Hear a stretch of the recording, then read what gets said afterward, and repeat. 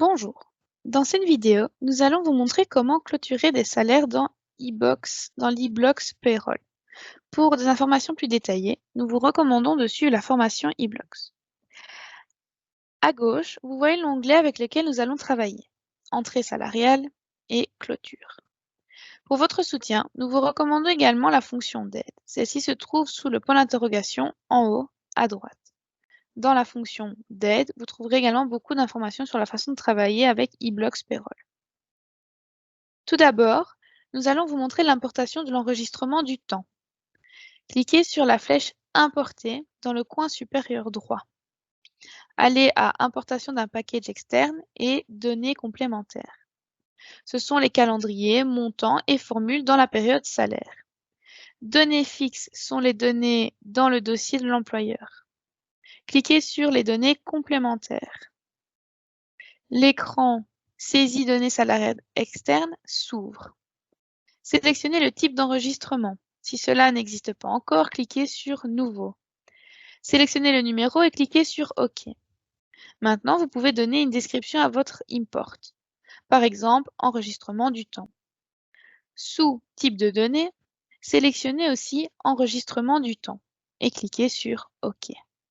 Ce type d'enregistrement peut désormais être utilisé pour ce type d'importation. Si vous utilisez cette méthode pour la première fois, testez-la à l'avance afin de pouvoir demander de l'aide à la société d'enregistrement du temps ou à SDWorks. De cette façon, vous éviterez des problèmes le jour de la paie. Cliquez sur Exécuter.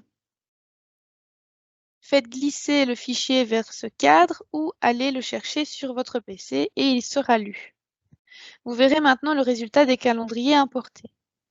Cliquez sur Saisir données, ensuite sur OK et les calendriers seront écrasés. Les données sont enregistrées à l'exception des données erronées et ou rejetées. Vous verrez la liste d'erreurs que vous devez corriger. Ces données ne sont pas encore enregistrées dans eBlocks Payroll.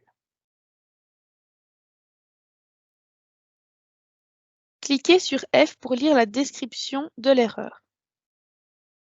Chez Bart Bartel, par exemple, il y a un code capacité partielle de travail.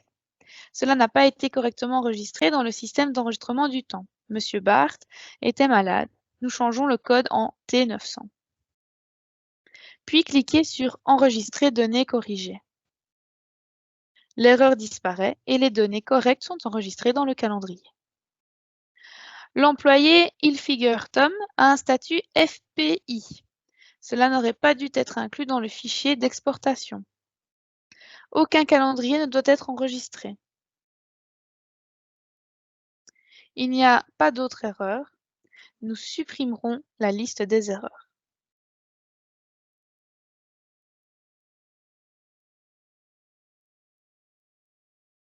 Traitez maintenant manuellement les données qui doivent être calculées ou non calculées.